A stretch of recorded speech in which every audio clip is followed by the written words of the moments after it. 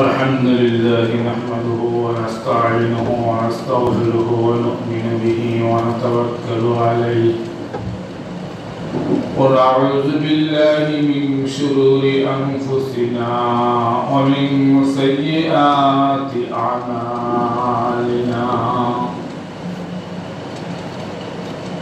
من يهده الله فلا مضل له ومن يضلله فلا هادي له ونشهد أن لا إله إلا الله وحده لا شريك له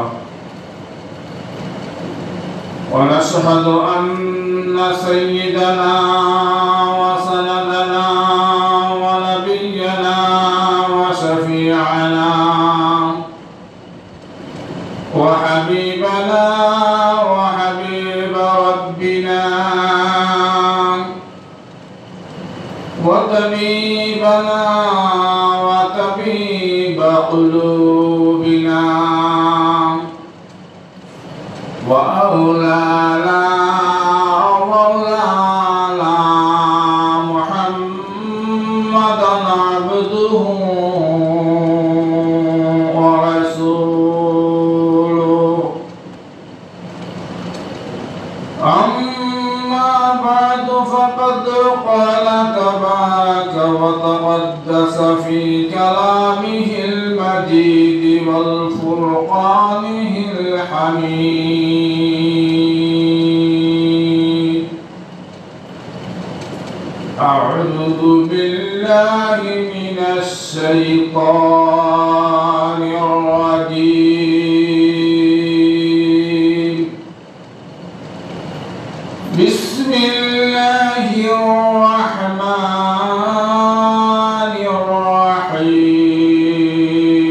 الرحيم تبارك الذي بيده الملك وهو على كل شيء قدير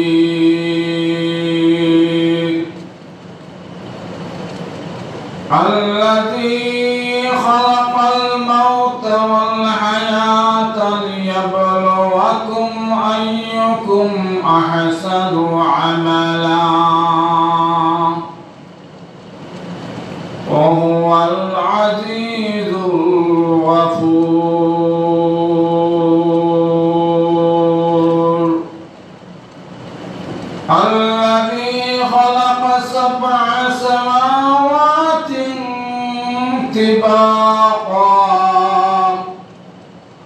ما ترى في خلق الرحمن من تفاوت فارجع البصر هل ترى من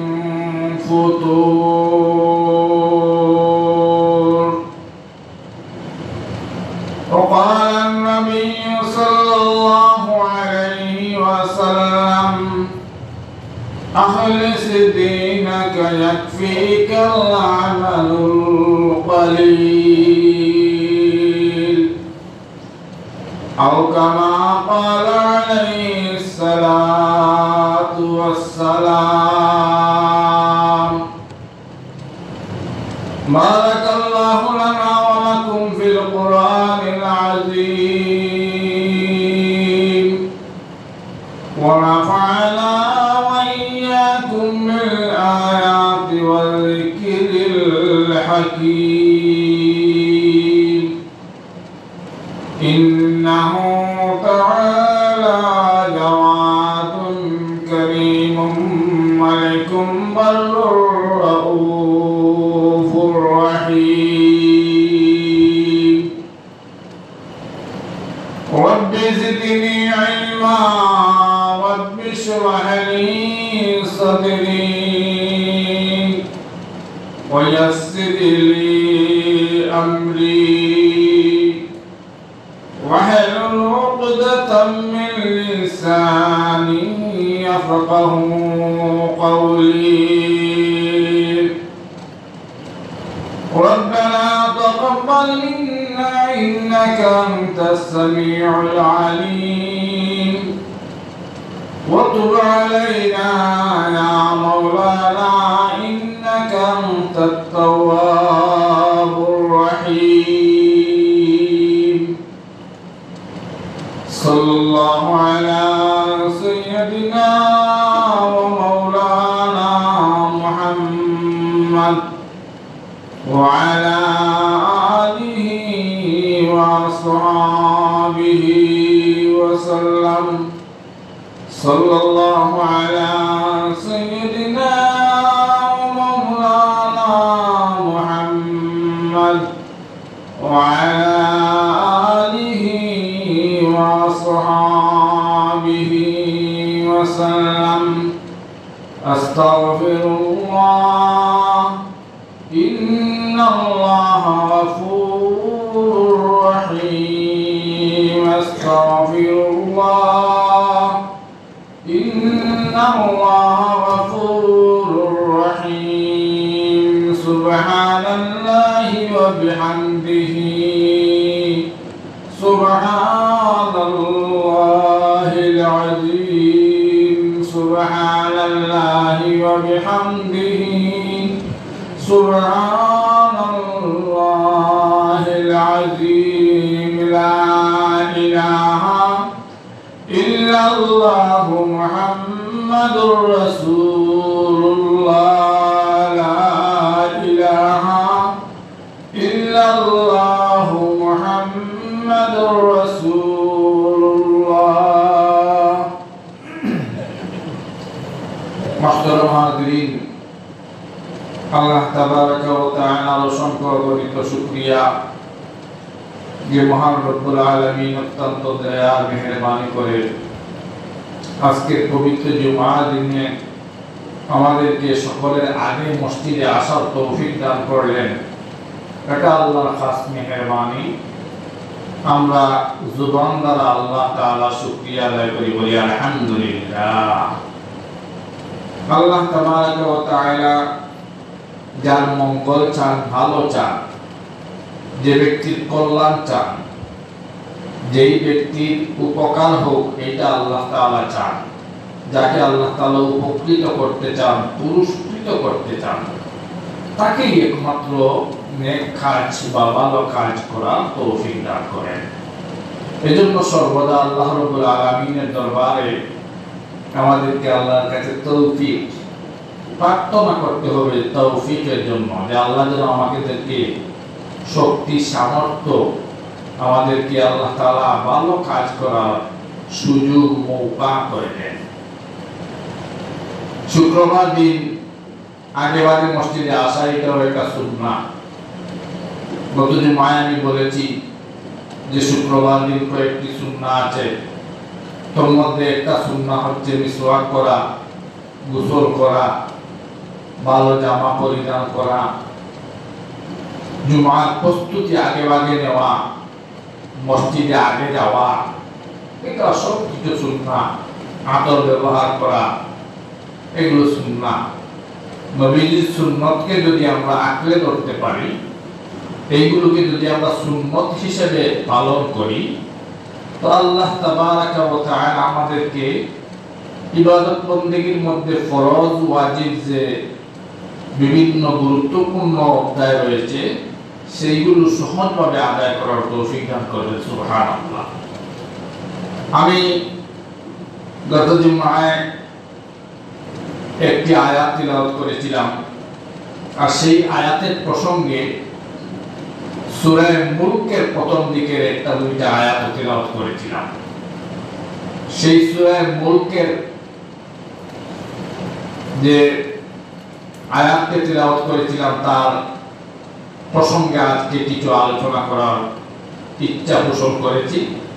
আল্লাহ রাব্বুল আলামিন যেন ইখলাসের সাথে আমাকে সেই কোরআন এবং হাদিস থেকে আলোচনা করার তৌফিক দান করেন এবং আমাদের সবাইকে যেন আমলের নিয়তে সেই কথাগুলো শোনার, শ্রবণ করার তৌফিক দান করেন। বলুন আমিন। কারণ কাজের মধ্যে যদি ইখলাস না থাকে, একনিষ্ঠতা না থাকে, একাগ্রতা না থাকে, তাহলে সেই কাজের কোনো ফলাফল আসে না। আর যদি কাজ ছোটই হয়, অল্পই হয়, আর এটা মূল্যবান কাজ হয়, গুরুত্বপূর্ণ কাজ হয়, অত্যন্ত জরুরি কাজ হয়, তাহলে এই কাজ দেশ, জাতি, সমাজ, বিশ্বকে আলোকিত করে দেয়। এই জন্য দেখবেন পাগলের প্রলাপ, একদল মানুষ আছে যাদের ব্রেইনের সমস্যা, পাগল, তারা সারাদিন বক বক বক বক করে, অর্থাৎ বিভিন্ন ধরনের কথা বলতেছে, একাই কথা বলতেছে, কিন্তু তাদের কথাগুলো অর্থহীন, তাদের কথাগুলো মূল্যহীন, তাদের সেই বক বক করা এগুলো একেবারে অনর্থক। কারণ তার মেইন যে দিমাগ, তার যে ব্রেইন, সেটা কাজ করতেছে না, এই জন্য অহেতুক কথাবার্তা বলতেছে। আমরা যারা আল্লাহ তাআলা আমাদেরকে সুস্থ রেখেছেন, আমাদের সাফ ব্রেইন পরিষ্কার আছে, মগজ দিয়েছেন, হিতাহিত জ্ঞান দিয়েছেন, কমন সেন্স আল্লাহ তাআলা দিয়েছেন, আমাদের অঙ্গ প্রত্যঙ্গ দিয়েছেন। আমরা যদি এই দেহ এবং শরীর এবং অঙ্গ প্রত্যঙ্গকে আল্লাহর কাজে ব্যবহার করি, তাহলে আল্লাহ রাব্বুল আলামিন আমাদেরকে যে উদ্দেশ্যে দুনিয়াতে প্রেরণ করেছেন, সেই উদ্দেশ্য যেন আমরা সফলতার দিকে অগ্রসর হলাম এবং আমাদের জীবন, ইহজীবন পরজীবন উভয় কাজ যেন আমাদের সফল হয়ে গেল। সুবহানাল্লাহ।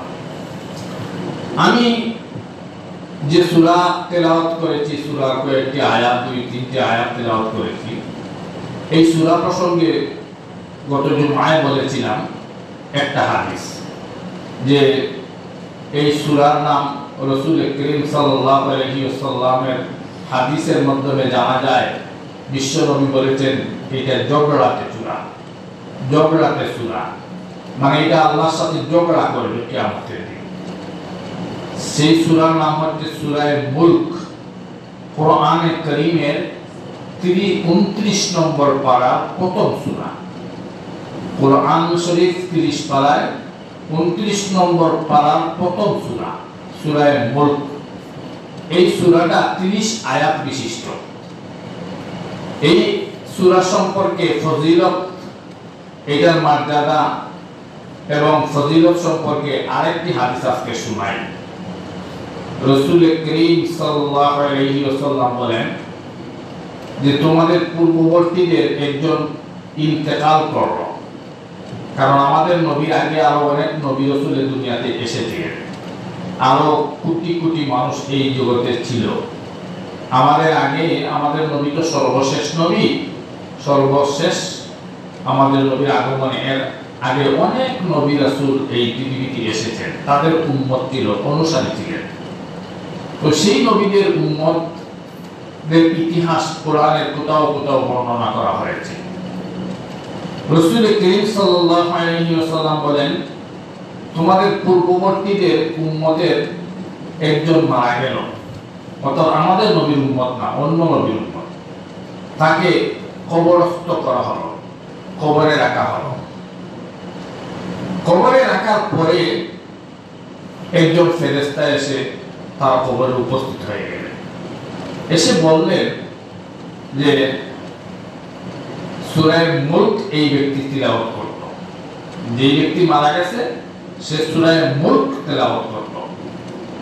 গত শুক্রবারে আমি বলেছি যে রাসূল সাল্লাল্লাহু আলাইহি ওয়াসাল্লামের হাদিস হলো, যেই ব্যক্তি প্রতিদিন এশার পরে সূরা মুলক তিলাওয়াত করবে, যেই ব্যক্তি পুরুষ হোক নারী হোক, যুবক হোক বৃদ্ধ হোক, যেই ব্যক্তি প্রতিদিন এশার পরে সূরা মুলক তেলাওয়াত করবে, তার জন্য কিয়ামতের দিন এই সূরা সুপারিশ করবে, আল্লাহর সাথে ঝগড়া শুরু করে দেবে, বলবে হে আল্লাহ, এই ব্যক্তি আমাকে তিলাওয়াত করত, আমি আপনার কালাম যদি হয়ে থাকি, আমি আপনার কাছে সুপারিশ করতেছি, ওগো আল্লাহ, আপনার এই বান্দাকে বা বান্দিকে আপনি জাহান্নামে দিতে পারবেন না। সুবহানাল্লাহ। এই ধরনের মানে ঝগড়া শুরু করে দেবে আল্লাহর কাছে। ঝগড়া কি বলবে, যদি আমি আপনার কালাম না হয়ে থাকি তাহলে আপনার কালাম থেকে এখন আমাকে মিটিয়ে দিন, আর যদি আমি আপনার কালাম হয়ে থাকি তাহলে আজকে আমার এই রিকোয়েস্ট, আমার সুপারিশ আপনি গ্রহণ করতে হবে। আল্লাহ তাআলা তার কালামের মর্যাদা দান দিবেন, কারণ এটা আল্লাহর কালাম, কোরআনে কারীম আল্লাহর কথা, আল্লাহর কালাম। আল্লাহ এই কালামের মর্যাদা দিবেন এবং এই জাহান্নামী ব্যক্তির জাহান্নামের তালিকা থেকে নাম মিটিয়ে জান্নাতের তালিকায় গ্রহণ করবেন। এই সূরা ফেরেশতা আসছেন, কবরে আসবেন, আসার পরে এই সূরাকে বলবেন তুমি আল্লাহর কালাম আর আমি হলাম ফেরেশতা, আমিও আল্লাহর পুত পবিত্র, আমি তো গুনাহ করি না, পাপ করি না, ফেরেশতারা গুনাহ করতে পারেন না। আমাদের যেভাবে আকর্ষণ বিকর্ষণ আছে, পজিটিভ নেগেটিভ আছে, লোভনীয় কোনো কিছু দেখলে আমাদের যেভাবে আকর্ষিত আমরা হই, আকর্ষণ যায়, লোভ লালসা আমাদের মধ্যে জন্মনে, ফেরেশতাদের মধ্যে সেই শক্তি সামর্থ্য নেই। তাদেরকে এভাবে আল্লাহ তাআলা তৈরি করে দেন, নূরের তৈরি ফেরেশতা। তারা কোনো কিছু দেখলে তাদের লোভ আসে না, সুন্দরী মহিলা দেখলে তাদের লালসা আসে না, খাবারের কোনো মানে উন্নত দ্রব্য দেখলে, জিনিস দেখলে তাদের এটার প্রতি কোনো আকর্ষণ বিকর্ষণ হয় না। এই জন্য কোনো বান্দা যখন গুনাহের সুযোগ পাওয়ার পরও গুনাহ থেকে বিরক্ত থাকে, আল্লাহ তাআলা এই ব্যক্তিকে ফেরেশতার চাইতে বেশি মর্যাদা দান করে দেন, কারণ সে করার ক্ষমতা রাখে অথচ আল্লাহর ভয়ে সেটা করলো না। যেমন মনে করেন একজন মানুষ খুব প্রভাবশালী, সে যেই মুহূর্তে যেটা চাইলে পারবে, অনেক প্রভাবশালী, অনেক ক্ষমতাধর, অনেক দাপটে, কিন্তু সে এখানে রাস্তা দিয়ে যাইতেছে আর একজন সাধারণ মানুষ তার সাথে বেয়াদবি করে ফেললো, কিন্তু সে আল্লাহর ভয়ে এই ব্যক্তিকে মাফ করে দিল। সে মুহূর্তের মধ্যে চাইলে ওকে একেবারে নিঃশেষ করে দিতে পারত, একেবারে উচিত শিক্ষা দিতে পারত, কিন্তু তার ক্ষমতা থাকার পরও সে আল্লাহর ভয়ে এই গরিব মানুষটাকে বা এই নিরীহ মানুষটাকে ক্ষমা করে দিল, নিজ গুণে ক্ষমা করে দিল। এই যে তার ক্ষমতা থাকার পর সে ক্ষমা করে দেওয়ার কারণে, এইটা হচ্ছে তার কাছে ক্ষমতা থাকার পর সে প্রয়োগ করেনি, ওর উপর জুলুম করেনি, নির্যাতন করেনি, নিপীড়ন করেনি। এই জন্য আল্লাহ তাআলা তার মর্যাদা শত শত গুণ, হাজার হাজার গুণ বাড়িয়ে দিলেন। কিন্তু যদি নিজের ক্ষমতা নাই থাকে তাহলে আর কি করবে? এই জন্য ফেরেশতাদের তো এই ক্ষমতাই নাই, গুনাহ করার ক্ষমতাই ফেরেশতাদের নাই। মানুষের গুনাহ করার ক্ষমতা আছে। এই জন্য আমাদেরকে আল্লাহ তাআলা সৃষ্টি করেছেন শ্রেষ্ঠ জাতি হিসেবে, খায়রে উম্মত, একেবারে সৃষ্টির সেরা জাতি হিসেবে আমাদেরকে, মানব জাতিকে আল্লাহ তাআলা সৃষ্টি করেছেন। সেজন্য কোনো বান্দা বা বান্দি যখন নিজেকে গুনাহ থেকে বিরত রাখে, তখন তার মর্যাদা ফেরেশতার চাইতে আল্লাহ তাআলা বেশি করে দেন। তো এই ফেরেশতা এসে সূরা মুলককে বলবেন, হে সূরা, তুমি আল্লাহর কালাম আর আমি ফেরেশতা, নিষ্পাপ, একেবারে নিষ্কলুষ, আমি একেবারে গুনাহ মুক্ত, মাসুম। তোমার এই মানুষটা তোমাকে তেলাওয়াত করতো প্রতিদিন। আচ্ছা বলেন তো, তেলাওয়াত করি বা আমরা কথা বলি কি দিয়ে? মুখ দিয়ে। তোমার তেলাওয়াত করতো প্রতিদিন এই ব্যক্তি মুখ দিয়ে, আর তোমাকে বক্ষে ধারণ করেছিল, বুকে ধারণ করেছিল, মুখস্থ করেছিল এই সূরা। তার সিনার মধ্যে তুমি সংরক্ষিত ছিলে, সেভ ছিলে, আর মুখ দিয়ে তোমাকে তিলাওয়াত করত। তুমি আল্লাহর কাছে যাও, আমিও চাই যে তুমি এবং আমি মিলে এই বান্দার জন্য আল্লাহর কাছে কিছু সুপারিশ করি, কিছু আবেদন করি, অ্যাপ্লিকেশন করি, যে আল্লাহ তাআলা যেন এই তার বান্দাকে আরাম আয়েশে এই কবরের মধ্যে রাখে, এই কবরের মধ্যে রাখে।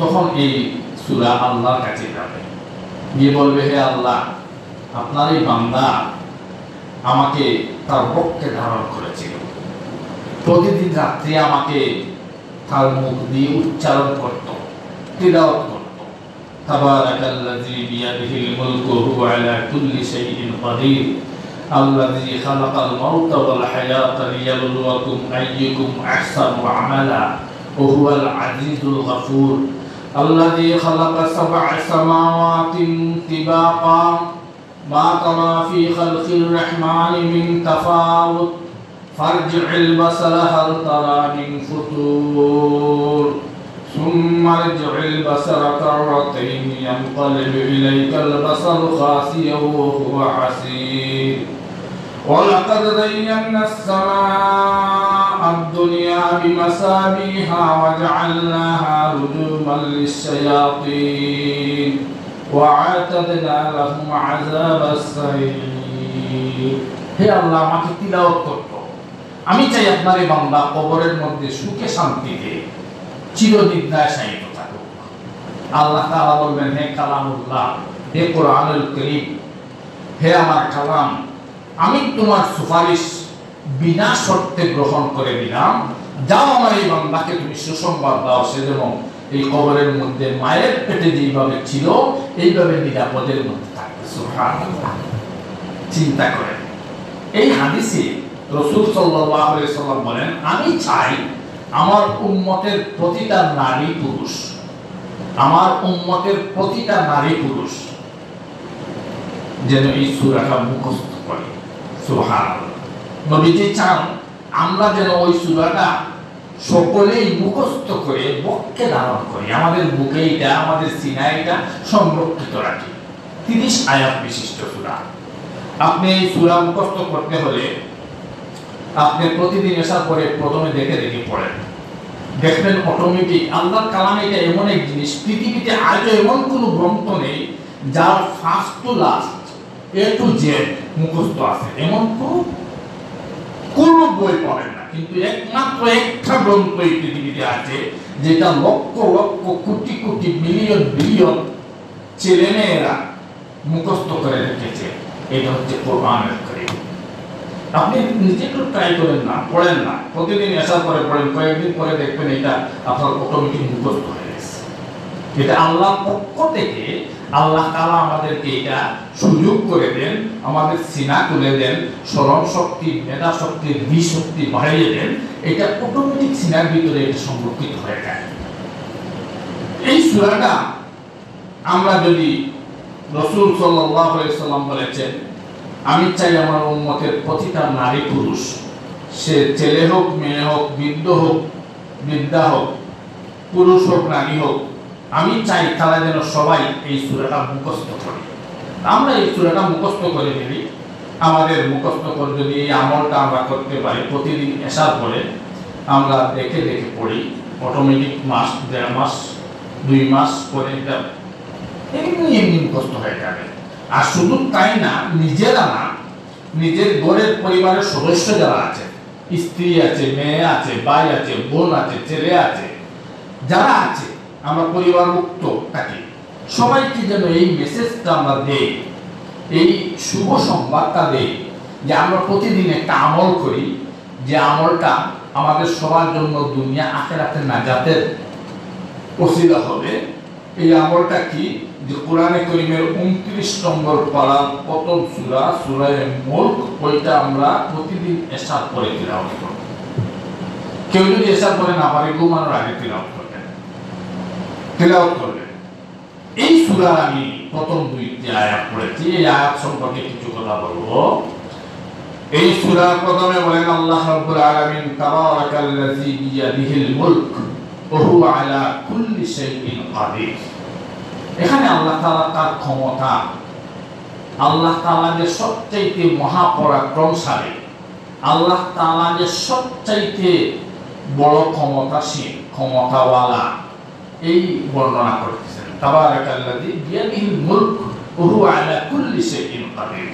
সকল ক্ষমতার উৎস একমাত্র আল্লাহ। আমরা তো ভুল পাওয়ার জন্য বলি সকল ক্ষমতার উৎস জনগণ, আমরা আমাদের স্বার্থে অনেক কিছু বলি, কিন্তু প্রকৃতপক্ষে সকল ক্ষমতার উৎস, সকল ক্ষমতার একেবারে কেন্দ্রবিন্দু, সব ক্ষমতার মালিক কে? আল্লাহ। এই যে রাষ্ট্রের, বিভিন্ন রাষ্ট্রের ক্ষমতাধর রাষ্ট্রপ্রধানরা আছেন। মনে করেন পৃথিবীর মধ্যে সুপ্রিম পাওয়ার রাষ্ট্র আমেরিকা, এক সময় সোভিয়েত রাশিয়া ছিল। এই যে এত পাওয়ারফুল ওয়ার্ল্ডের মধ্যে ইংল্যান্ড, কানাডা, উন্নত দেশ আছে, এদের মালিক কে? এদের কি ক্ষমতা দিলেন কে?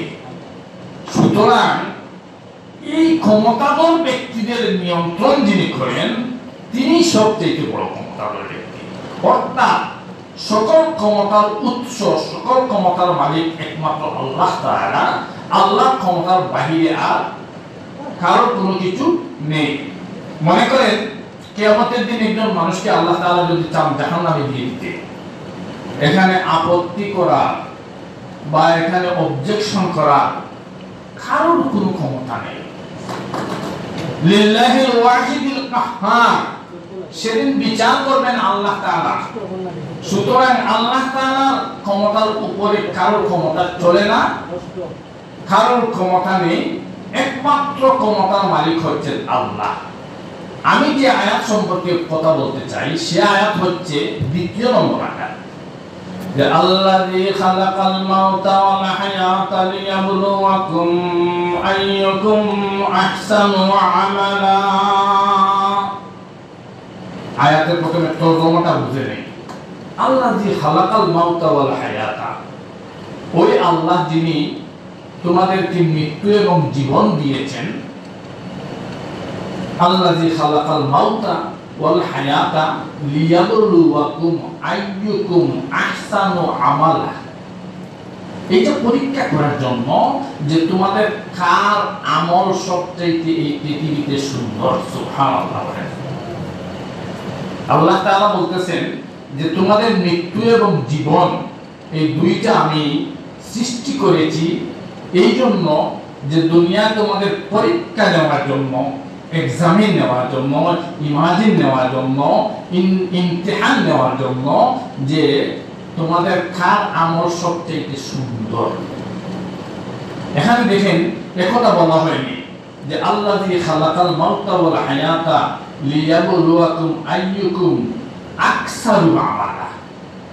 আকসারু আমালা বলা হয়নি, আহসানু আমালা বলা হয়েছে। আকসার মানে বেশি, অধিক, অনেক বেশি, আর আহসানু মানে সবচেয়ে সুন্দর আমল। তো এটা সহজে এইভাবে বুঝবেন।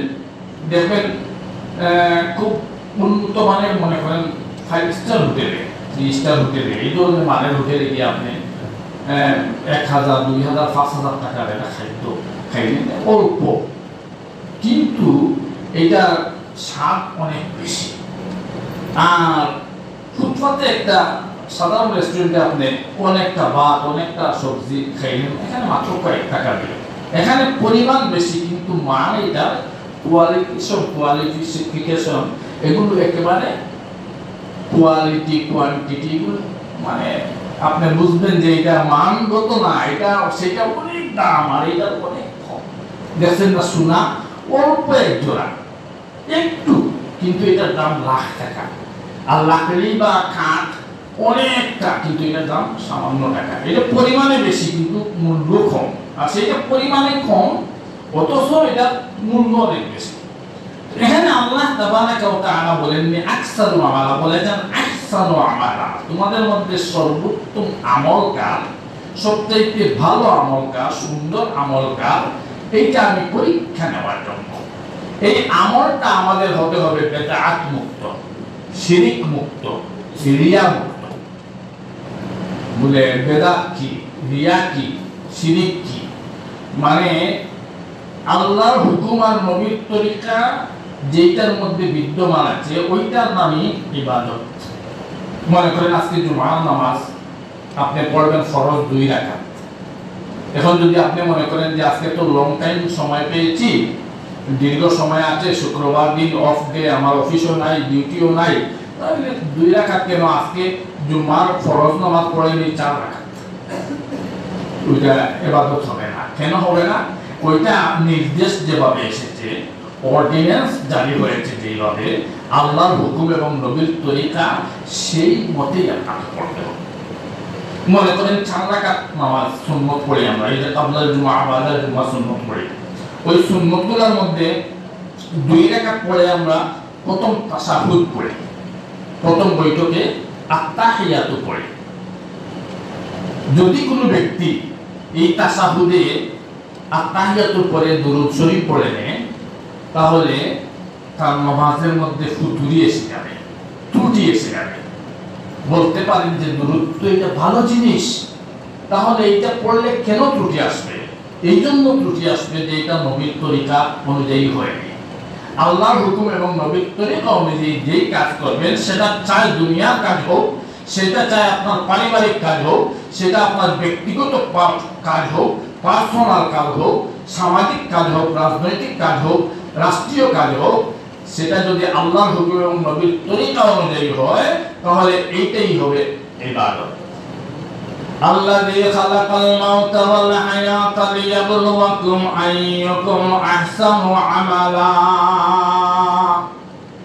আল্লাহ রাব্বুল আলামিন তোমাদের এই মৃত্যু এবং জীবন দান করেছেন এই পৃথিবীতে তোমাদের কার আমল সবচাইতে সুন্দর সেইটা পরীক্ষা নেওয়ার জন্য। তাহলে বোঝা গেল যে আমাদের আমলকে সুন্দর করতে হবে।